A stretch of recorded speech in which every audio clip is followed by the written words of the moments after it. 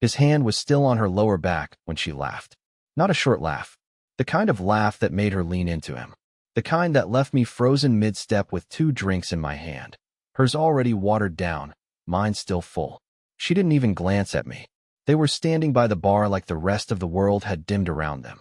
She wore the necklace I bought her last Christmas. The one she said reminded her of Paris. Now it just swung mockingly against her collarbone while she threw her head back at his joke. I didn't hear what he said. I didn't need to. There's a way a man touches another man's wife when he doesn't believe she still belongs to him. That was the touch. I stood there too long. Long enough for him to see me. His hand didn't move. Instead, he smiled. Not friendly. Not mocking. Just confirmed. Like I was exactly as invisible as he suspected. She finally looked at me. "Oh, there you are," she said, like I was a misplaced coat. "I was wondering if you left." Left? We were at her company's anniversary gala. I helped her pick out her dress. I fixed her stuck zipper. I drove her here. I stood awkwardly through speeches and clapped when everyone else clapped. I didn't leave. I was there. I was always there. Until that moment. I handed her the drink. She barely took it. Her attention snapped back to him like I was background music, soft, predictable, forgettable. So I watched. Not out of jealousy. Not even out of anger, really. Something colder. Something detached. A realization blooming quietly in the space between them and me. I didn't lose her tonight. I lost her a long time ago. I just finally noticed. She laughed again. His hand didn't move. And I blinked at a truth I'd been too naive to say out loud. I didn't exist anymore. But soon, very soon, I would. The car ride home was quiet, but not the kind of quiet that brings peace. It was the kind that rings in your ears. She scrolled through her phone the entire time, the light from the screen bouncing off her cheekbones like she was lit for a movie I wasn't in. At a red light, I glanced at her screen. She tilted it away, subtle but deliberate. She didn't even realize I noticed, or maybe she didn't care if I did. When we got home, she went straight to the bedroom without a word. No kiss, no thank you for tonight. Not even a fake yawn to pretend she was tired. I sat in the kitchen, staring at the glass of untouched wine she'd left behind at the event, thinking about how I used to know everything about her. Now I didn't even know what kind of phone case she had. I didn't recognize her laugh anymore. And worse, I didn't recognize the version of myself that had let it all decay this far. But the real unraveling started 2 days later. It was a Wednesday afternoon. I'd come home early from work. Plumbing issue in the building shut the office down. She wasn't expecting me. I walked into the house and heard the shower running upstairs. For once, I wasn't cautious. I didn't announce myself like I usually do. I just walked into our bedroom and sat on the edge of the bed. That's when her phone buzzed. Now, I've never been the type to snoop. Truly, I always thought if you have to go through someone's phone, the trust is already broken. But this buzz wasn't just a vibration. It was a dagger. The preview flashed on the lock screen in bright, bold text. Bo Mercer. I keep replaying last weekend in my head. Your laugh, your perfume, your skin. I didn't even touch the phone. I just stared at it. The words sat there, shamelessly glowing in a font I suddenly hated. The worst part? The name was saved with a heart emoji. I'd been reduced to Vernon in her contacts. Plain. Default. But he got the emoji. I sat frozen until the water stopped. She walked out of the bathroom in a towel, saw me on the bed, and froze. Her eyes darted to the nightstand. She saw the phone. She saw my face. She didn't say a word. "Who's Bo?" I asked quietly. She didn't even flinch. "Someone who makes me feel like I exist," she said. My jaw locked. I swallowed something bitter. "So, I don't make you feel that way." She shrugged. Shrugged. "You make me feel safe. But not seen. Bo reminds me I'm still wanted." I wanted to scream. Cry. Punch a wall. Instead, I nodded. Because that's who I was. Vernon the soft-spoken. Vernon the forgiver. Vernon the fool. But something inside me cracked right down the middle. I stood up, walked past her, and she actually had the nerve to say, "Don't be dramatic." Dramatic? I had given her my 20s, my loyalty, my holidays with her impossible family. I had sat through yoga retreats and gluten-free baking phases and dog-sitting for her sister's evil chihuahua. And now, because some cologne-soaked coworker texted her like a scene out of a romance novel, I was the one being dramatic? No, no, no, no. I went downstairs and sat on the couch. For hours. I didn't move. Not even when the sun disappeared. She didn't come down. She didn't check on me, but I wasn't waiting for her. I was thinking about all the ways a man disappears, quietly, completely, without slamming a single door. I was planning the version of me she'd never seen. The version that wouldn't fight to be noticed, because he'd no longer need her to see him. That night, I slept on the couch. And for the first time in a long time, I didn't feel pathetic. I felt dangerous. Because if Beau wanted the version of Mallory that treated me like a ghost, then he could have her. But not before I reminded them both what it felt like when a man decides to stop begging for crumbs and starts rebuilding an empire, one shattered piece at a time. The next morning, I made her coffee. Just like always. Almond milk, half a teaspoon of agave, splash of cinnamon. I placed it on the kitchen island without a word. She took it without a thank you. She was texting while sipping it, leaning on the counter in the oversized hoodie that used to be mine, the one that now looked like it belonged to someone else entirely. There was a silence between us that didn't feel like tension. It felt like closing credits. She finally broke it. Are we going to talk about last night? I didn't answer right away. I was watching our dog chew on one of her expensive flats in the corner. I didn't stop him. When I finally did speak, I said, "What's there to talk about?" Her eyebrows lifted. "I don't know, Vernon. Maybe the fact that you accused me of cheating because of a text?" "Didn't accuse you," I said. "Didn't have to." She scoffed, tossed her phone onto the counter like she was done being reasonable. "You're twisting everything. You always think the worst. That's the real problem." That was when I decided I was done giving her the benefit of the doubt. She had burned through that currency. From this moment forward, every action of mine would be deliberate, cold, calculated. So I told her I'd be late getting home from work. I told her there was a budgeting meeting I couldn't skip. That night, I didn't go to work. Instead, I went to the bank. Joint account access was something I had arranged years ago, thinking it was a symbol of trust. But now, it was my insurance. I transferred nearly all the money into a brand new solo account I opened that afternoon. Legally, cleanly, nothing sneaky. Just a simple separation of assets. No confrontation. No note. Just numbers disappearing into silence. I left just enough in the joint account to make sure she wouldn't notice right away, enough for groceries, gas, one more salon appointment if she timed it right. But not enough for anything big. Not enough to take Beau to the cabin in Vermont that she once said she wanted to visit someday. Maybe with someone spontaneous. Then I waited. 2 days later, she stormed into the living room while I was eating cereal at 8 p.m. She had her phone in her hand and fury in her voice. "Did you move the money?" I didn't even look up at first. I spooned another bite, chewed, then calmly asked, "Why do you ask?" She paced. "Don't play games with me, Vernon. I couldn't pay for the caterer deposit today. The card declined. What are you doing?" I looked at her then. For real. Took in her frantic eyes, the stress lines starting to appear beneath makeup that usually masked them. And I said, plainly, "Ask Beau." She blinked. Once. Twice. "What?" "You said he makes you feel seen," I continued. "Maybe he can also make you feel solvent." "You're being petty," she hissed. I stood up slowly, placed my bowl in the sink, and faced her fully. "No, Mallory. Petty is sleeping with your coworker and gaslighting your husband when he finds out. Petty is saving his name with a heart and mine without one. Petty is erasing me from your life while still spending my money like I'm some subscription service you forgot to cancel." She looked stunned, but only for a second. Then she snapped into the version of herself I hated most. Smug, distant, dismissive. "I knew you'd turn into this," she said. "You're so predictable. So weak." That word. Weak. It hit something raw and old in me. Something from childhood, from middle school locker rooms, from every time I'd been overlooked or outshouted or laughed at by louder men. And she said it with that same condescension. Like she was above me. Like I was the small one. I didn't yell. I didn't cry. I just smiled. "You're right," I told her. "I've always been predictable." I walked upstairs and locked the office door behind me. She pounded on it once, then walked away, probably off to text him. But what she didn't know, what she never bothered to learn, was what I'd been doing in that office every night for the last month. Quietly preparing. I wasn't just pulling money. I was pulling records, emails, backups, proof. I was about to make myself very visible. Not just to her, to everyone. She always left her work laptop on the kitchen counter. Every night. No password. Just closed, like a sleeping thing. I used to respect it, that little gray box of hers. I treated it like a sacred object, the machine she used to draft press releases and crunch campaign numbers, build the image of the perfect version of her life.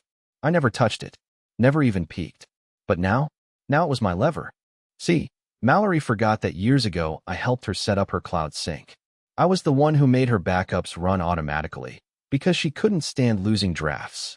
She hated IT guys, said they never explained things in English. So I helped, and that help came with digital fingerprints. I still had access to a private sync folder buried in her backup system. It wasn't labeled something obvious like photos or private. It was called Ref. Assets, a dummy name I created so no one at her work would click it by mistake. But everything she dropped into that folder, screenshots, videos, audio notes, mirrored directly to the mirror drive on my home office desktop. She had no idea. That's how I found it. The photo that broke the dam. It was just a casual mirror selfie. She was in the hotel gym, leggings, sports bra, ponytail, not even posed seductively. But behind her, in the reflection of the wall-length mirror, was Beau. Shirtless, sitting on the edge of the bed, holding a coffee. That hotel room wasn't ours. There was a timestamp. From 2 weekends ago. She had told me she was at a client retreat, upstate with 2 coworkers. She brought back a branded notepad and everything. She even showed me a group selfie, her and 2 women from her office. But clearly, sometime between team building and fireside reflection, she'd made a detour. A private one. And she had saved the photo. Not just taken it. She saved it in a folder she thought no one would ever see. So I copied it. But I didn't send it. Not yet. I created a new folder on her work cloud. One that looked almost identical to the other shared folders she used every day. Same naming convention. Same date formatting. Just slightly off. It was called Q4_review, client ready, _V2. 1 inch. And inside it, I dropped a single PDF. No caption. No warning. Just the photo. The next morning, I timed everything perfectly. I waited until I knew she'd be in the office. Waited until I saw her name go green on our shared Google Calendar. Client touchpoint. Beau plus Mallory. Fitting. Then I watched from home as the folder synced. I imagined her reaction. The way her face would freeze when she double-clicked it, thinking she was opening a client file. How her breath would hitch. How she'd scramble to close it, hoping no one saw. The knock on my office door came exactly 17 minutes later. Not a loud knock. Not angry. Just controlled panic wrapped in fake calm. I opened it slowly. She was standing there in her blazer, heels still on, makeup flawless, but her eyes wild. "What did you do?" she asked quietly. "Something unpredictable," I said. Her mouth opened, but no words came out. "I could have sent it to your boss," I continued. "Or your mom. Or Beau's wife. Oh wait, you didn't know? Yeah, he's married. Or was." She paled. "You didn't," she whispered, voice shaking for the first time. I leaned in slightly, my tone flat. "Not yet." She looked like she might collapse. And still, she tried to salvage control. "You're bluffing," she said. "You'd never humiliate me like that. You're too soft." I smiled. That was the old me. The one who paid for your Pilates classes and thought loyalty was enough. She took a shaky breath, brushing imaginary dust off her blazer sleeve. "What do you want?" she finally asked. There it was. Not "I'm sorry." Not, "It wasn't what it looked like." Just that one question. What do you want? And I had an answer. But I wasn't going to say it yet. Because what I wanted wasn't something she could give. It was something I'd take. On my terms. When the time was right. I didn't expect him to show up in person. Beau always struck me as the kind of man who hides behind emojis and double meanings. But maybe Mallory called him in a panic. Maybe she warned him. Maybe he thought if he came to the door, smiling that movie star grin, I'd back down like I always had. He was wrong. He showed up on a Thursday afternoon. I was working from home, or pretending to.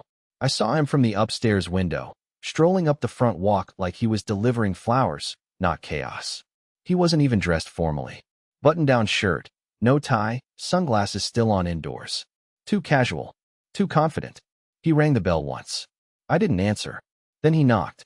Then he tried the handle. Bold. When I finally opened the door, I didn't greet him. I just looked at him, long and silent. Let him feel the weight of being truly seen. "Vernon, right?" he said, offering a handshake like we were equals. "I figured we should talk this out, man to man." I stared at his hand. He dropped it awkwardly, then glanced behind me. Is Mallory home? I let out a dry laugh. No. And if she was, you wouldn't be stepping through this door. His smile faltered just slightly. Look, man, I don't know what she told you, but you don't get to say that line. Not here. I cut him off. You crossed the line when you touched her like I didn't exist. And now you're here to gaslight me in person? He tried to play it calm. It wasn't personal. You two clearly had issues. She told me you were basically roommates at this point. I stepped forward. Then why didn't you knock like a roommate was inside? I asked. Why show up like you own the place? Unless you thought I was too soft to answer the door. He started to reply, but I wasn't finished. I've read every message. Every photo. The ones she sent, the ones you saved. You thought she'd never let me see them, right? You didn't count on the part where I actually paid for the devices you both used to betray me. He paled slightly. Just for a second. It was enough. I didn't yell. I didn't raise a hand. I just stood in the doorway, blocking the light, watching the exact moment when his arrogance cracked. Leave, I said quietly. This is your one chance to walk away. Bo scoffed, but it was forced. I don't take orders in my personal life. Funny, I said, because you're about to. He tried one last time. Mallory's not some possession. You don't own her, Vernon. I nodded. You're right. I don't. And neither do you. But you think she's coming with you? After I showed her what you sent to another woman last month? That one landed.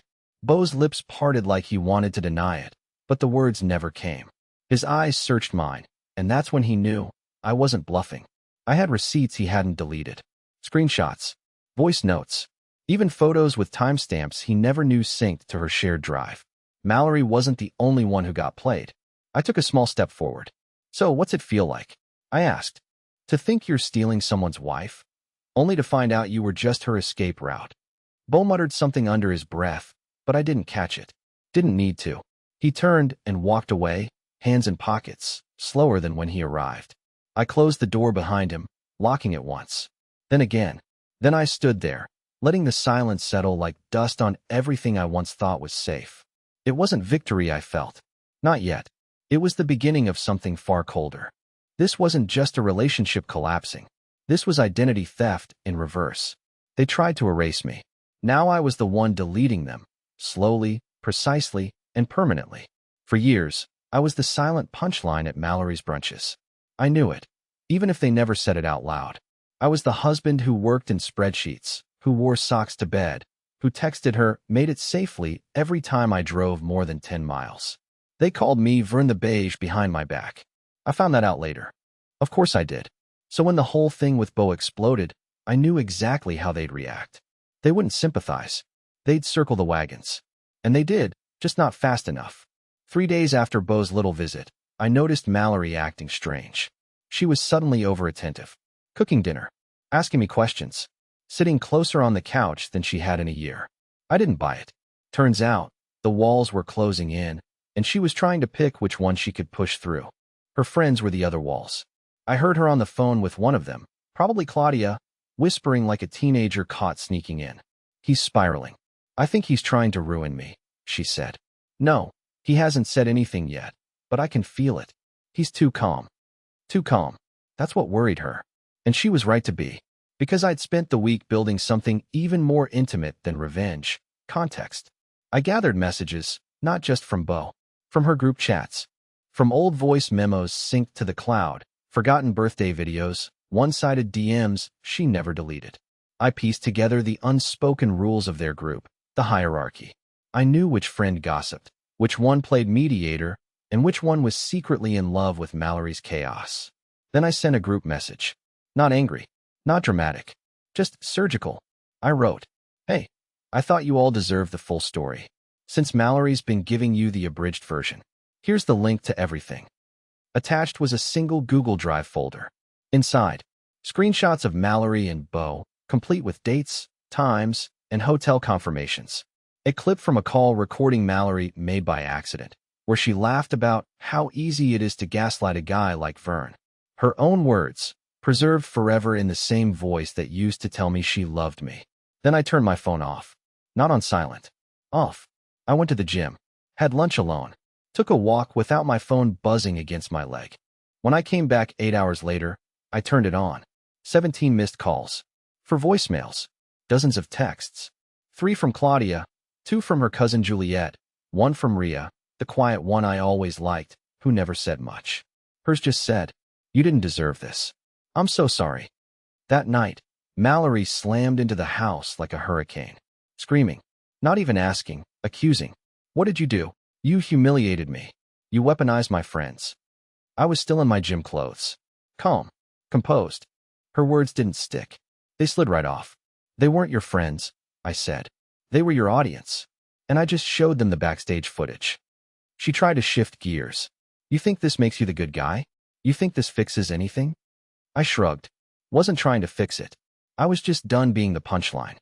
She stood there, seething, hands clenched like she wanted to throw something. And I looked at her, really looked at her, and saw the exact thing I hadn't seen in months. Fear. Not of me. Not physical fear. Just fear of exposure. Of losing the version of herself she had carefully curated. The perfect woman with the perfect career and the husband she kept around like an accessory she couldn't fully commit to throwing away. Now, that husband was rewriting his part of the story, and she hated it. But I wasn't done yet. Because there were still other people she hadn't lied to. People whose opinions she cared about more than she ever cared about mine. And they were about to see exactly what she'd done. There's a very specific moment when someone realizes they've lost control of the narrative. And that moment came for Mallory the second she saw her name missing from the guest list. The brunch was her idea, technically. She'd pitched it to her boss 6 months ago during one of those visibility meetings that corporate types obsess over. A casual Sunday event for their top clients, hosted at her boss's house. Handshakes over mimosas. Business cards with smiles. Her chance to be seen. She called it her PR moment. She even bought a new floral dress just for it. I remember it because she left the receipt out on the counter and casually told me not to freak out about the price. It was an investment in her career. That dress was $380. But she never got to wear it. 2 nights before the event, she opened her work laptop and froze. I was on the couch, watching from the corner of my eye, pretending to read an article. She kept refreshing something, some company portal or shared invite list. I didn't ask. She didn't offer. Instead, she closed the laptop, stood up, and walked straight to the laundry room, locking the door behind her. I heard her talking on the phone in that fake whisper she used when she didn't want to wake the version of her conscience still sleeping somewhere inside. I didn't need to hear it all.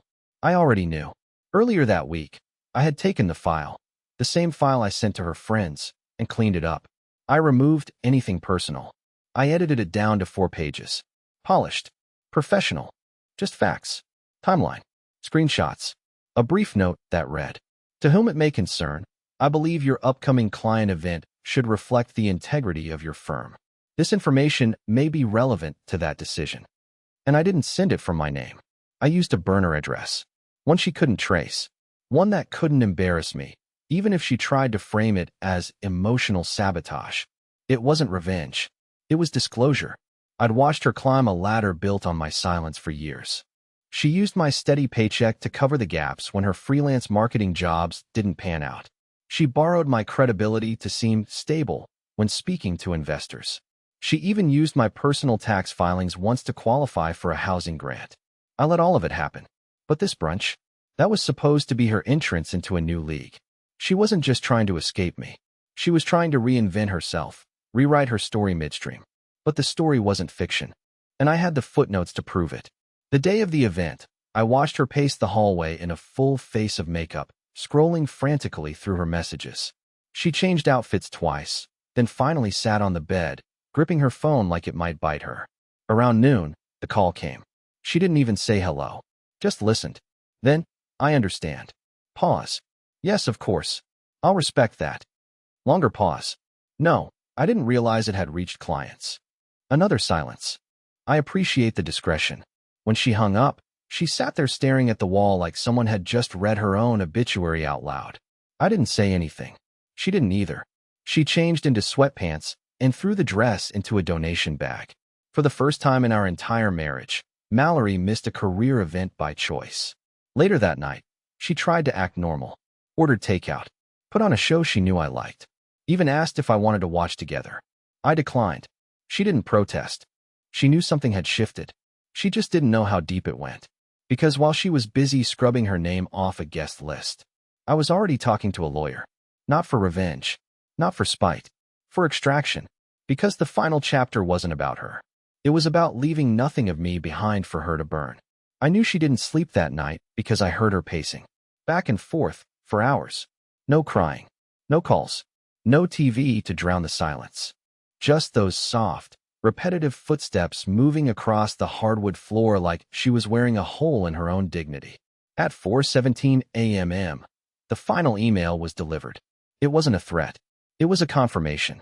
I had officially filed for separation, with financial disclosures, document logs, cloud backups, and asset breakdowns already attached. The lawyer I hired was meticulous. She'd built a reputation on clean exits, and she loved when the paper trail told the whole story. Mine did. Mallory opened the email on her phone. I heard the ping from the bedroom across the hall. Then a door slowly creaked. She stood at the top of the stairs in her robe, hair a mess, eyes bloodshot from the truth finally catching up. "You really went through with it," she said. I was already dressed. Bags packed. One duffel. One envelope. One house key placed quietly on the kitchen table. "No more bluffing," I replied. "You deserve someone exciting. And I deserve to be seen." She came down the steps slowly.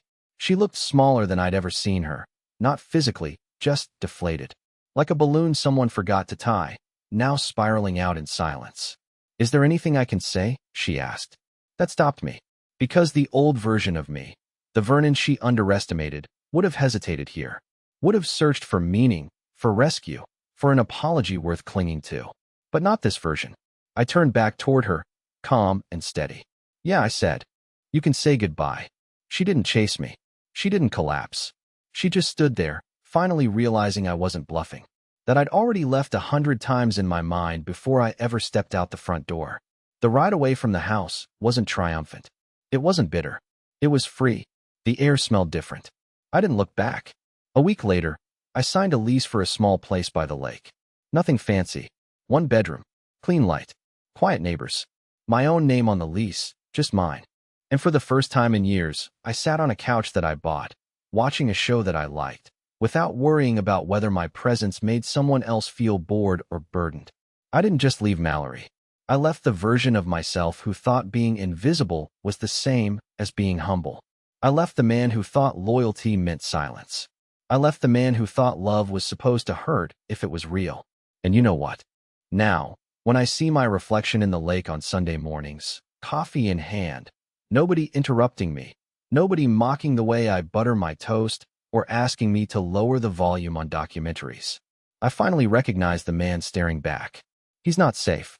He's not soft. He's free.